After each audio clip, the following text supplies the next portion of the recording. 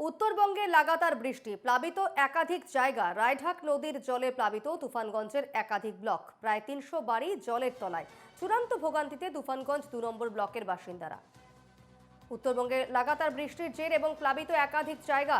রায়ঢাক নদীর জলে প্লাবিত তুফানগঞ্জের একাধিক ব্লক, জলের তলায় প্রায় ৩০০টি বাড়ি। রীতিমতো ভোগান্তিতে রয়েছেন তুফানগঞ্জ ২ নম্বর ব্লকের বাসিন্দারা।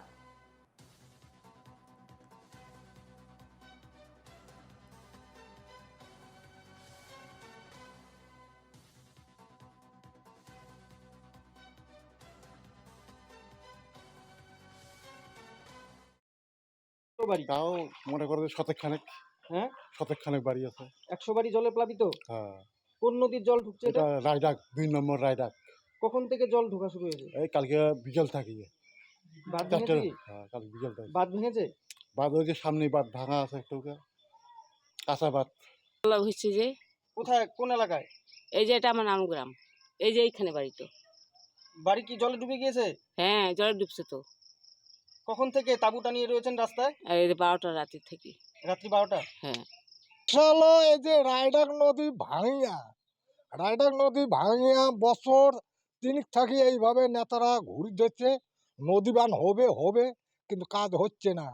মোটামুটি এখানে ৩০০-২৫০ মতো লোক অনাস্থায়ী হয়ে গেছে জলে। সমস্যা এই যে আপনারা তো দেখতেই পাচ্ছেন, সবার বাড়ি বাড়ি জল, সবার বিছানা ঠিছানা ভেসে যাচ্ছে, ঘরবাড়ি হয়ে যাচ্ছে। গরু ছাগল নিয়ে মানুষ মানে ভয়াবহ চলা অবস্থা এখন হয়ে গেছে। কেউ কেউ স্কুলে আছে, কেউ কেউ আত্মীয় স্বজনের বাড়ি গিয়ে উঠেছে। কখন থেকে জল বাড়ে? ফের ভারী বৃষ্টির পূর্বাভাস। সকাল থেকে জলপাইগুড়ির বিভিন্ন জায়গায় বৃষ্টি শুরু হয়েছে। বিপদ সীমার ওপর দিয়ে বইছে তিস্তার জল। মেখলিগঞ্জ বাংলাদেশ বর্ডার পর্যন্ত অসংরক্ষিত এলাকায় জারি রয়েছে লাল সতর্কতা। আজও তিস্তা ব্যারেজ থেকে জল ছাড়া হয়েছে। ১,৭৫০.৪ কিউমেক জল ছাড়া হয়েছে তিস্তা গজলডোবা ব্যারেজ থেকে।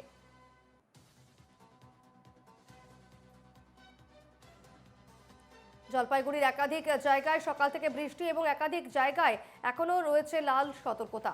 সকাল থেকে জলপাইগুড়ির বিভিন্ন জায়গায় বৃষ্টি শুরু হয়েছে এবং বিপদ সীমার ওপর দিয়ে বইছে তিস্তার জল। মেখলিগঞ্জ বাংলাদেশ বর্ডার পর্যন্ত অসংরক্ষিত এলাকায় জারি রয়েছে লাল সতর্কতা।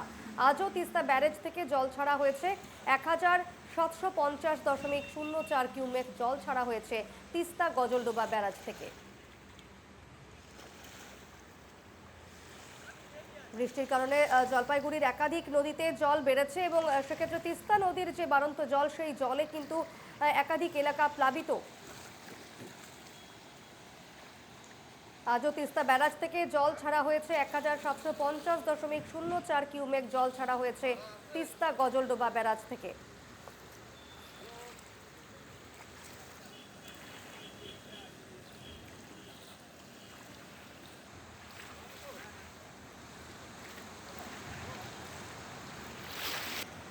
বিপদসীমার ওপর দিয়ে বইছে তিস্তার জল এবং জলপাইগুড়ির বিভিন্ন এলাকায় আজ আবারও বৃষ্টি হচ্ছে এবং বৃষ্টির কারণে কিন্তু একাধিক এলাকা প্লাবিত।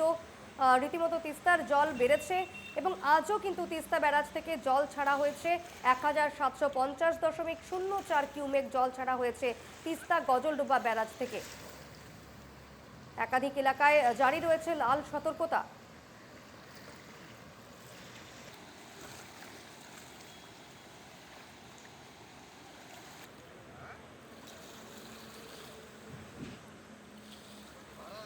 রীতিমতো ফুঁসছে তিস্তা। উত্তরবঙ্গে লাগাতার বৃষ্টির জেরে তিস্তার জল বাড়ছে এবং সেক্ষেত্রে জলপাইগুড়ির বিভিন্ন এলাকায় আজ সকাল থেকে আবারও বৃষ্টি শুরু হয়েছে এবং বৃষ্টির কারণে কিন্তু এক বিপদ সীমার ওপর দিয়ে বইছে তিস্তার জল। মেখলিগঞ্জ বাংলাদেশ বর্ডার পর্যন্ত লাল সতর্কতা জারি রয়েছে।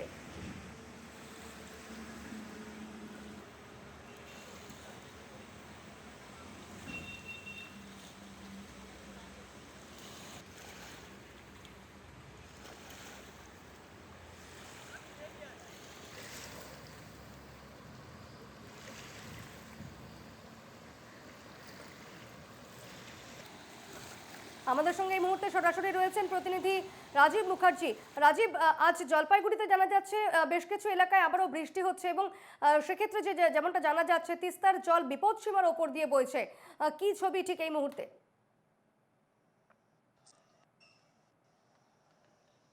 দেখো, আবহাওয়া দপ্তরের পূর্বাভাস অনুযায়ী গত প্রায় এক সপ্তাহ ধরে কিন্তু জলপাইগুড়ি জেলাতে একটা বৃষ্টি চলছে, কিন্তু গতকাল কিন্তু আবহাওয়া অনেকটাই পরিবর্তন হয়েছে।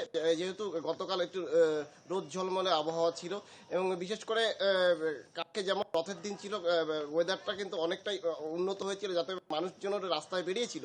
তবে আজ সকাল থেকে, সপ্তাহের শুরুর দিন আজ সকাল থেকে কিন্তু মেঘলা আবহাওয়া জলপাইগুড়ি জেলা জুড়ে এবং বিভিন্ন জায়গায় বিক্ষিপ্তভাবে বৃষ্টিপাত শুরু হয়েছে। তবে বেশ কিছু এলাকায় যেগুলো নিচু এলাকা ছিল, সেখানে কিছু জায়গায় যেমন জল রয়েছে এবং কিছু কিছু জায়গার জল অনেকটাই কিন্তু নেমে গিয়েছে, কারণ সেই জায়গাগুলোতে যেহেতু গত পরশু রাত থেকে বৃষ্টি হয়নি তেমনভাবে, সেজন্য কিন্তু বেশ কিছু এলাকায় কিন্তু জল অনেকটাই নেমে গেছে। এই মুহূর্তে আজ সকাল 6টা নাগাদ গাজলদোয়া যে তিস্তা ব্যারেজ রয়েছে, সেই ব্যারেজ থেকে কিন্তু প্রায় 1700 কিউমেক জল ছেড়েছে সেচ দপ্তর। তবে এখনো পর্যন্ত জারি রয়েছে মেকলিগঞ্জ পর্যন্ত এলাকাতে লাল সতর্কতা এবং জলঢাকা নদীর অসংরক্ষিত এলাকায় লাল সতর্কতা। এটা কিন্তু সেচ দপ্তর সূত্রে আমাদের জানতে পেরেছি। আমি যেখানে দাঁড়িয়েছি এই এলাকাতেও কিন্তু এর আগের দিন জল ছিল, তবে আজ কিন্তু এই এলাকার জল অনেকটাই নেমে গেছে। তুমি দেখতে পাচ্ছ যে এই এলাকার জল কিন্তু অনেকটাই নেমে গেছে, কারণ আবহাওয়া কিছুটা হলেও উন্নত হলেও এখনো কিন্তু মেঘ রয়েছে এবং বিক্ষিপ্তভাবে হালকা থেকে মাঝারি বৃষ্টিপাত চলছে। তবে বৃষ্টি বাড়লে আরও কিন্তু এই জায়গার বাসিন্দাদের কিন্তু ভোগান্তি বাড়বে, এমনটাই বলা যেতে পারে। দীপন, বেশ বেশ, সঙ্গে থাকো রাজীব। আমরা আরো একটি ছবি দেখাবো। বৃষ্টি ধরলেও এখনো পাহাড়ি রাস্তায় বিপদ। 10 নম্বর জাতীয় সড়কের পর এবার বন্ধ 55 নম্বর জাতীয় সড়ক। একাধিক জায়গায় ধস নেমে বিপত্তি। মহানদী এলাকায় ভূমিধসের জেরে 110 নম্বর জাতীয় সড়কের একাংশ বসে যায়। রোহিণীর পথে বেশ কিছু জায়গায় ফাটল দেখা দিয়েছে। লাগাতার বৃষ্টির কারণে ধসে পাহাড়ের প্রতিটি রাস্তার অবস্থা একেবারে শোচনীয়। পাহাড়ের প্রায় প্রত্যেকটি রাস্তার অবস্থা শোচনীয়। সেই ছবি এই মুহূর্তে আপনারা দেখতে পাচ্ছেন NKTV বাংলায়। আমাদের সঙ্গে সরাসরি রয়েছেন প্রতিনিধি অংশুমান চক্রবর্তী। অংশুমান, ধসের জেরে দার্জিলিং এর একাধিক জায়গা দেখা যাচ্ছে বেশ বিপর্যস্ত এবং রাস্তার অবস্থা তো একেবারে শোচনীয়। জায়গায় জায়গায় ফাটল দেখা দিয়েছে, ভেঙে গিয়েছে একাংশ। কি ছবি এই মুহূর্তে? দেখো, এই যে 55 নম্বর জাতীয় সড়ক বা যেটা বর্তমানে 110 নম্বর জাতীয় সড়ক, অর্থাৎ হিল কাট রোড এবং দার্জিলিংয়ে যাওয়ার যে প্রধান যে একটা সময় পথ ছিল, সেই পথ কিন্তু তিনধারিয়া এবং মহানদীর কাছে অনেকটাই বসে গেছে এবং এতটা ভয়ানক অবস্থা, সেখানে কিন্তু নতুন করে রাস্তা মাটি ফেলে উঁচু করে আবার রাস্তা তৈরি করতে হবে, যার ফলে কিন্তু এই 55 নম্বর যে জাতীয় সড়ক দিয়ে যানবাহন চলাচল গতকাল কিন্তু সম্পূর্ণভাবে নিষিদ্ধ করে দেওয়া হয়েছে। আবার অপরদিকে যে রোহিণী যে রাস্তা, রোহিণী রাস্তায় কিন্তু বেশ কয়েকটি জায়গায় ফাটল দেখা দিয়েছে এবং মাটি ধসে পড়েছে।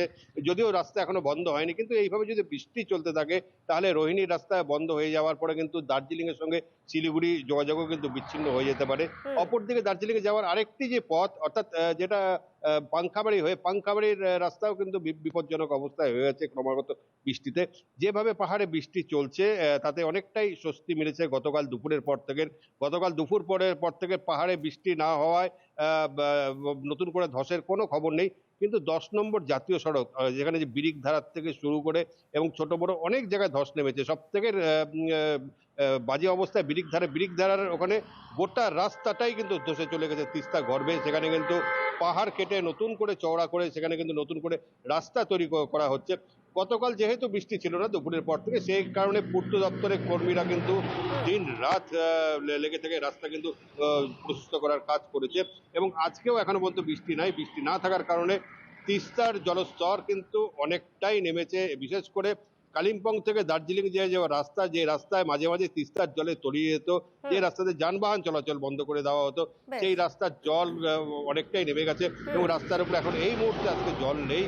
এভাবে যদি বৃষ্টি যদি বন্ধ হয়ে যায় তাহলে কিন্তু ক্রমেই ধীরে ধীরে স্বাভাবিক হয়ে উঠবে পাহাড়ের যোগাযোগ বৃষ্টি যদি ব্যবস্থা। না হয় তাহলে সারাইয়ের যে কাজ, সেই কাজে দ্রুততা আসবে এবং প্রশাসনের তরফ থেকে একেবারে অত্যন্ত তৎপরতার সঙ্গে কাজগুলো করা হচ্ছে। রাস্তা যেগুলো রাস্তা একেবারে শোচনীয় অবস্থা হয়ে গিয়েছিল, ফাটল দেখা দিয়েছিল, ভেঙে গিয়েছিল, সেই সমস্ত রাস্তাগুলো সারাই করার ব্যবস্থা করা হচ্ছে। আপাতত ধন্যবাদ অংশুমান, এবং আমাদের সঙ্গে সরাসরি ছিলেন প্রতিনিধি রাজীব মুখার্জি। রাজীব, তোমাকেও ধন্যবাদ।